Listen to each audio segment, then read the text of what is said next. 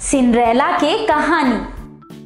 कोनो जमाना में एगो अमीर आदमी रहत रहे अपन सुंदर और दयालु बेटी के साथ। ओकर पहली मेहरारू के मौत के बाद वो दूसरा बिहा कैलस और दूसरा बिहा से ओकरा 2 गो लड़की भइली, अलीसा और अगाथा।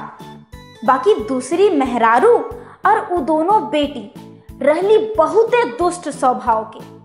वो दोनों एकर पहली बेटी के साथ बहुते बुरा व्यवहार करत रही। ऊ लोगन ओकरा से घर का सारा काम करवात रही, झाड़ू पोछा बर्तन साफ सफाई, और ढंग के खाए के भी ना देवत रही, ना तो ढंग के पहने के, और उल्टा ओकर मजाक उड़ावत रही और ओकर नाम रख देली सिंड्रेला।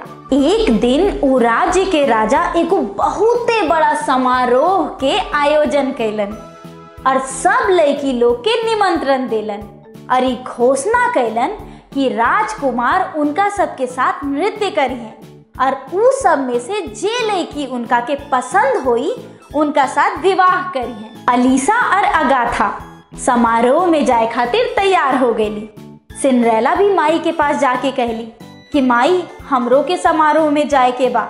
माई उनका के डांट देली कि तू तो खूबसूरत तो नहीं के दिखत आड़ू, ना तो तारा पास कोनो ढंग के कपड़ा बा, तू का करबो एजा जाके, कोई जरूरत नहीं खे जाए के, चुपचाप घर में बैठा। और सिंड्रेला दुखी हो गईली और बैठ के रोए लगली। वो सोचे लगली कि काश हमार कोनो परी रानी रहती जे हमार मदद करती। तब परी रानी हाथ में छड़ी लेके प्रकट भइली और अपन छड़ी के जादू से सिंड्रेला के सुंदर सुंदर वस्त्र और गहना पहना देली और एक चांदी में शीशा के नक्काशी वाला जूती पहना देली और बगीचा के एगो कद्दू के रथ बना देली और एक चूहा के रथ चालक बना देली। और सिंड्रेला से कहली कि सिंड्रेला 12 बजे से पहले तू लौट आइहा, काहे से कि आधा रात के हमर जादू खत्म हो जाए। सिंड्रेला समारोह में पहुंचली और राजकुमार वहां आइल कौनो लड़की से खुश ना रहे। तभी राजकुमार के नजर सिंड्रेला पे पड़ल और सिंड्रेला के देख के वो बहुत खुश भइल और दोनों साथ में नृत्य करे लागल। दोनों नृत्य करते करते एक दूसरे में खो गई। देखते देखते रात बीते लागल और तब अचानक सिंड्रेला के याद आइल कि परी रानी के जादू तो आधे रात तक बा। तो वो राजकुमार के छोड़ के वहां से भागली और भागते भागते ओकर एगो जूती वहीं खुल के गिर गई। दूसर दिन राजकुमार वो एगो जूता के लेके अपन सैनिक सबके साथ सिंड्रेला के ढूंढे निकलल और वो हर घर में गई जहां जवान लड़की रहली और ढूंढते ढूंढते उस सिंड्रेला के घर भी पहुंचल। सैनिक सब अलीसा और अगाथा के बारी बारी जूती पहना के देखलस, लेकिन वो दोनों के जूती ना भई। तब सैनिक सब सिंड्रेला के जूती पहने के कहलस और सबके का दिखल कि ऊ जूती तो एकदम सिंड्रेला के नाप के ही रहे। राजकुमार ई देख के बहुत खुश भइल कि कल वाली ऊ खूबसूरत लड़की उनका के मिल गईली और थोड़ा ही दिन में ऊ दोनों बियाह करके खुशी खुशी अपन जीवन बितावे लागल। बीरबल के खिचड़ी। एक बार के बात बा, कड़ाके के ठंडी रही और कड़ाके के ठंडी के मौसम में बादशाह अकबर और उनकर चतुर मंत्री बीरबल दोनों सैर करत रहे। और सैर करत करत बादशाह अकबर के दिमाग में एगो बात आई और वो बीरबल से पूछलन कि बीरबल ये बतावा कि इतना ठंडी में भी केहू रात भर पानी में खड़ा रह सकेला? तो बीरबल कहलस कि नहीं सरकार, इतना ठंडी में कौन खड़ा रहे। हाँ, बाकी अगर इनाम मिले तो इनाम के खातिर केहू खड़ा रह सकेला।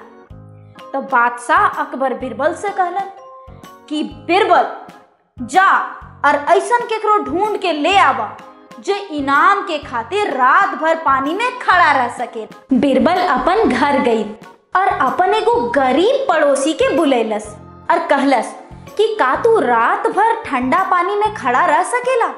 अगर जे तू ये काम करबा तो तहरा के बादशाह अकबर से बहुत बड़ा इनाम मिली। बोला ये काम करे पारबा? गरीब पड़ोसी कहलस कि काहे नहीं, हम जरूर करब। और उकर बाद उ गरीब आदमी रात भर ठंडा पानी में खड़ा रहलस और बादशाह अकबर उकर निगरानी के वास्ते 2 गो सैनिक तैनात कर देलस। सुबह जब बादशाह अकबर ओकर से मिले ले आई तो बादशाह अकबर पूछलस कि तू रात भर ये ठंडा पानी में कैसे खड़ा रहला?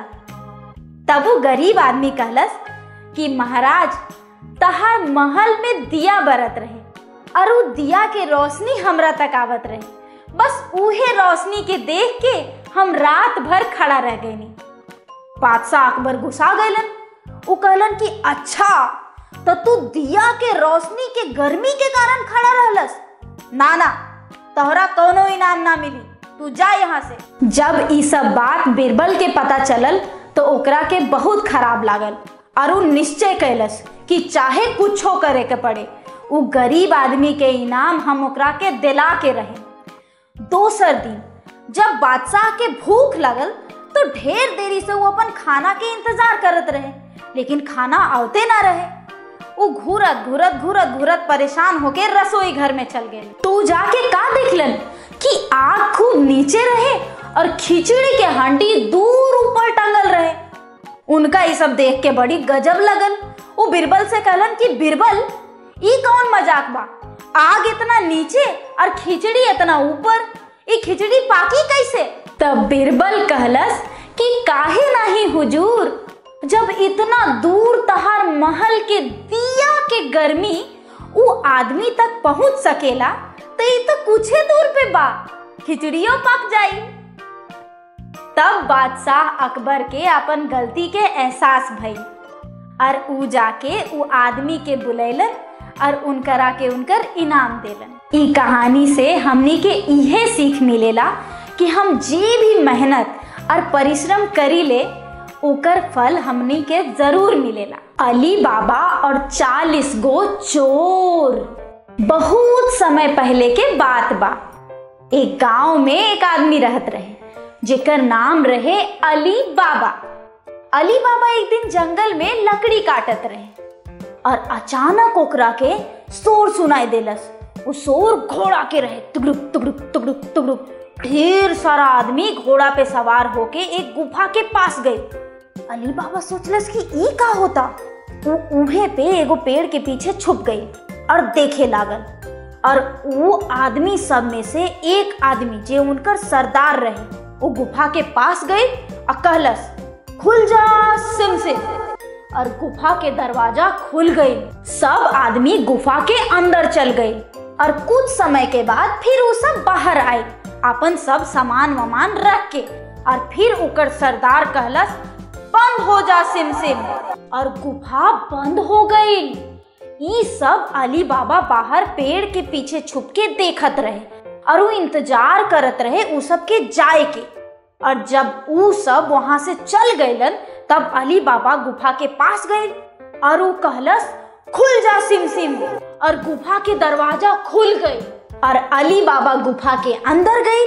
और गुफा के अंदर जाके वो का देखलस कि ढेर सारा हीरा मोती सोना चांदी जवाहरात रहे। तब अली बाबा के समझ में आई कि ये सब तो चोर रहन और उ सब गुफा में अपन खजाना के छुपा के रखल रहन।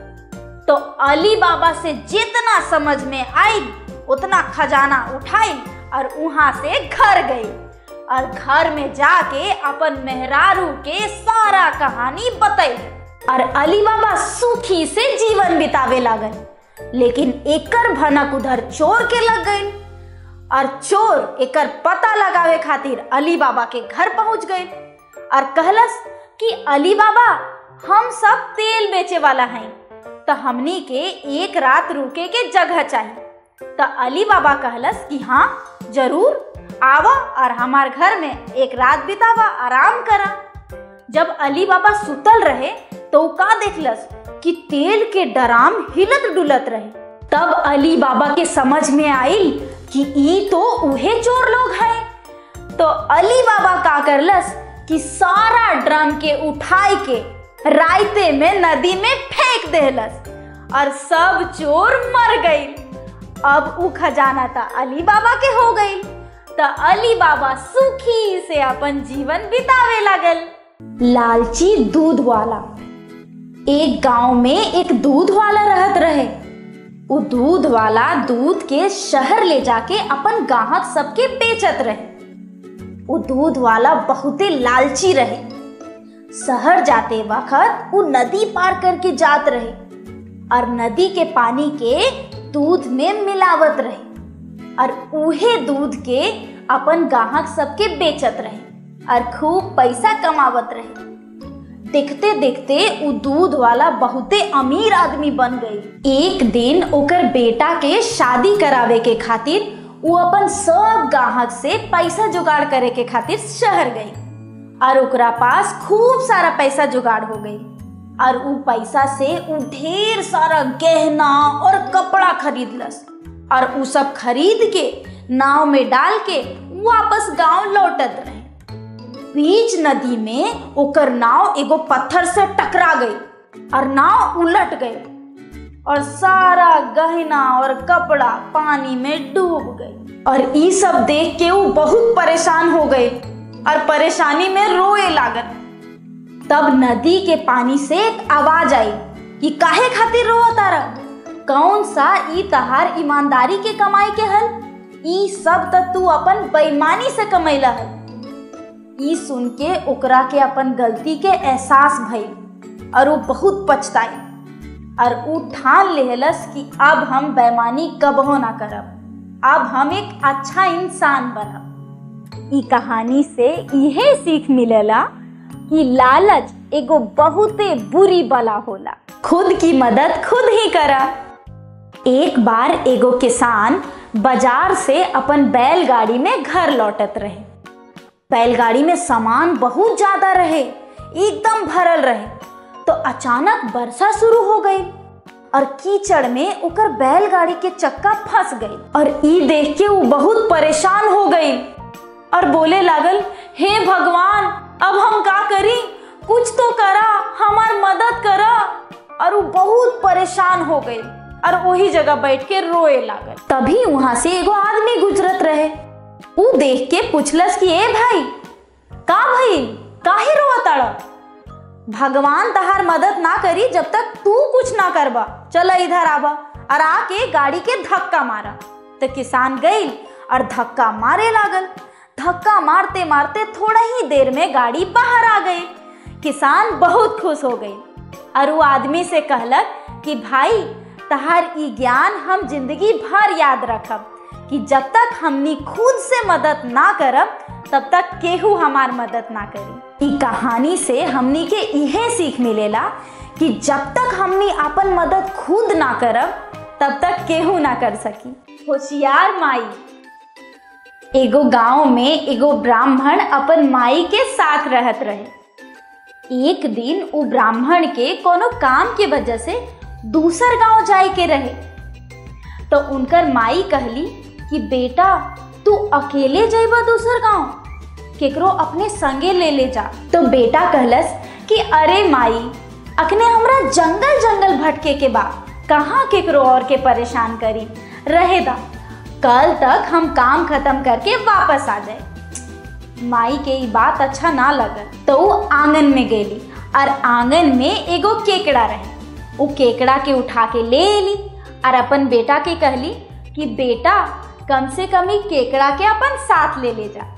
बेटा माई के बात सुन लेलस और ओकर थैला में कपूर के ढेर सारा ढेला रखल रहे। वो कपूर के ढेलन के साथ केकड़ा के भी डाल ले थैला में और थैला टांग के निकल गई। गर्मी के दिन रहल रहे। अब ब्राह्मण चलते चलते बहुत थक गेल रहे। तो वो सोचलस कि एक बड़े से पेड़ के नीचे तनिक आराम कर लेवल जाए। तो एक बड़ा सा पेड़ मिलल और बड़े से पेड़ के नीचे खाना खैलस और थोड़ा सो गईलस। और उहे पेड़ के नीचे एगो सांप रहत रहे और सांप के कपूर के खुशबू आई। और ई कहल जाला कि सांप सबके कपूर बहुत पसंद होला। तो उ सांप उ थैला के तरफ बढ़े लागल और थैला में घुस के कपूर के खाए लागल। अब उहे थैला में केकड़ा रहे। केकड़ा बहुत परेशान हो गई और सांप पर प्रहार कर देलस और दोनों में लड़ाई हो गई और केकड़ा सांप के मार देला। और थोड़ा देर के बाद जब ब्राह्मण के नींद टूटल तो का देखलस कि थैला के पास एक सांप मरल बा। तब ओकरा के समझ में आई कि केकड़ा सांप के मार के ओकर जान बचेलस और वो दिल से केकड़ा के बहुत धन्यवाद देलस। और तब ओकरा के समझ में आई कि हमेशा अपन माई के बड़ा लोगन के बात सुने के चाहिए। ई कहानी से हमनी के का सीख मिलल कि जे भी हमार बड़ बुजुर्ग रहेलन उनका के हमनी से ज़्यादा तजुर्बा होला। यही से हमनी के अपन बड़ बुजुर्ग के बात सुने के चाहिए। छड़ी के गुच्छा। एक परिवार में एगो बाबूजी और ओकर 3 गो लइका रहत रहे। तीनों लइका आपस में बिल्कुल ना बनत रहे, आपस में खूब झगड़ा करत रहे। ई बात से उनकर बाबूजी बहुत परेशान रहे। फिर एक दिन उनका के एगो तरकीब सूझल और ऊ अपन तीनों लइका के बुलाए के और तीनों के एक एक छड़ी के गुच्छा दे देलन और कहलन कि इकरा के तनी तोड़ के बतावा।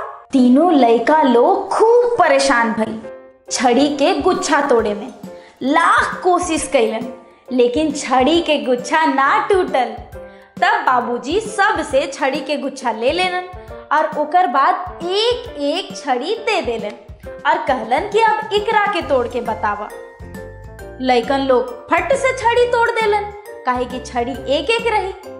तब बाबूजी उनका के समझैलन कि देखा, अगर तू सब भी ई छड़ी के गुच्छा के जैसन आपस में मेल मिलाप से रहबा तो तहरा के केहू अलग ना कर पाई और तहरा से केहू जीत ना पाई। लेकिन यही अगर तू लोग अलग अलग रहबा तो तहरा के आसानी से हरा दी केहू भी। तो ई कहानी से हमनी के ई शिक्षा मिलल कि एक साथ रहे में, एकता से रहे में बहुत फायदा होला और एकता में बल होला। एगो आदमी और एगो बिल्ली। एक बार एगो बूढ़ा आदमी रास्ता से जात रहे और ऊ देखलस कि एगो बिल्ली गड्ढा में फसल रहे और ऊ ऊपर आवे के कोशिश करत रहे। ऊ बार बार कोशिश करत रहे लेकिन ऊ ऊपर ना आवे सकत।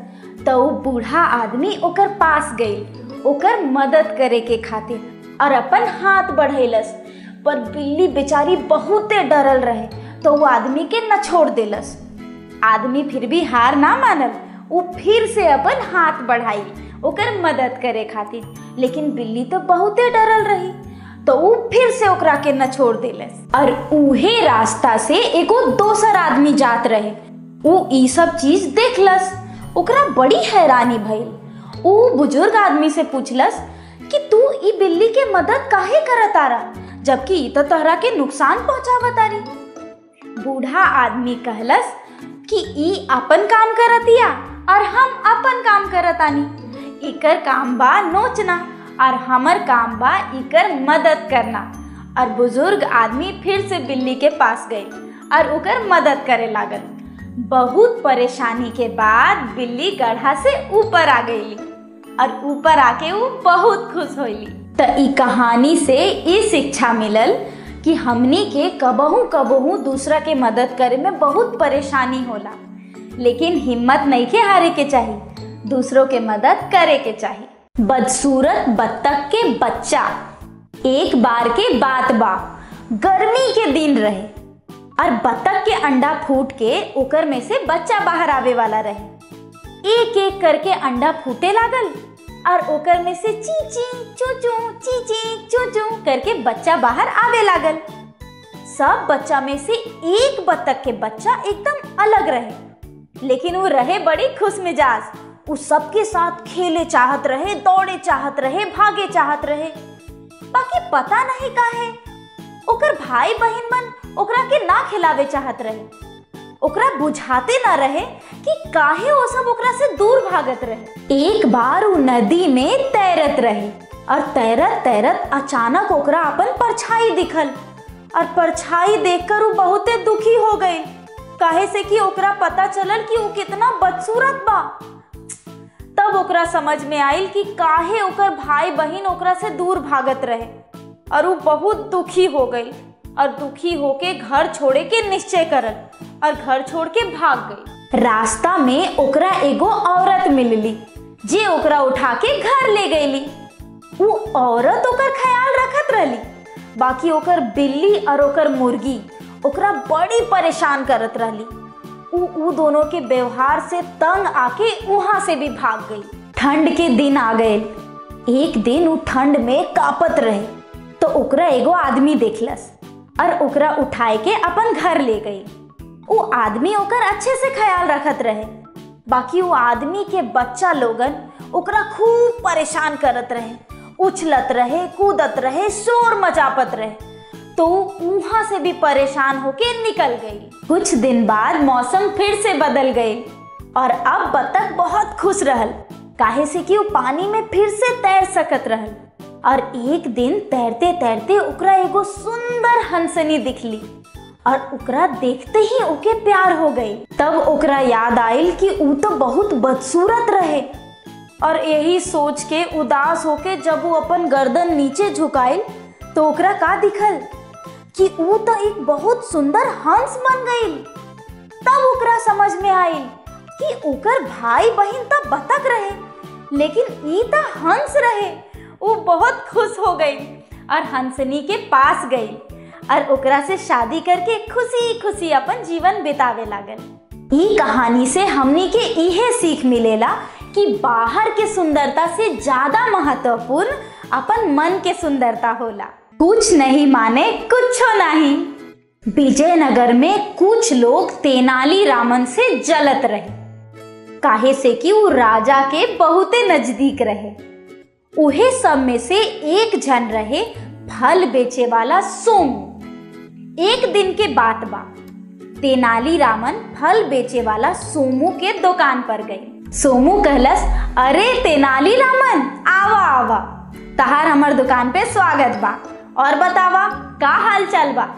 तेनाली रामन कहलस कि हमार तो सब ठीक बा, तू आपन सुनावा, तुहार दुकान कैसन चलत बा। सोमू कहलत कि सब ठीक बा, आवा कुछो फल खरीद ला। तेनाली रामन कहलस कि हाँ, फल तो बहुते ताजा दिखत बा, हम ई केला ले लेतानी।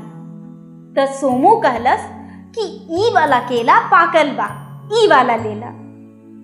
तेनाली रामन कहलस कि ठीक बा, एकर दाम बतावा। तो सोमू कहलस कि अरे एकर दाम कुछो नहीं बा, तू ले ला। तेनाली रामन खूब खुश होइल और कुछ केला लेके खा लेलस। तेनाली रामन के केला बहुते अच्छा लागल।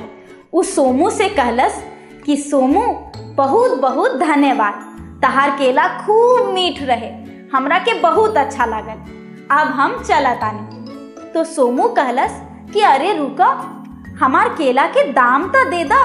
तेनाली रामन के समझ नहीं आई तो वो कहलस कि सोमू, तुहे तो कहत रहा कि एकर दाम कुछो नहीं बा। तो सोमू कहलस कि ठीक बा, तो कुछो नहीं दे दा। तब तेनाली रामन के समझ में आइल कि अच्छा, तो ई सोमू के षड्यंत्र बा। तो उनका एगो तरकीब सूझल।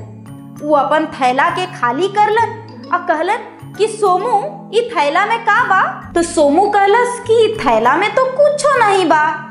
तो तेनाली रामन कहलत कि तहार केला के दाम तो कुछो नहीं रहे ना, तो ठीक बा, ई कुछो नहीं ले ला। और तेनाली रामन वहां से चल गएलन और सोमू के अपन मूर्खता पे पछतावे के अलावा दूसरा कोनो रास्ता ना रहे। ई कहानी से इहे सीख मिलल कि दूसरा के फसावे जइबा तो खुदे फंस जइबा।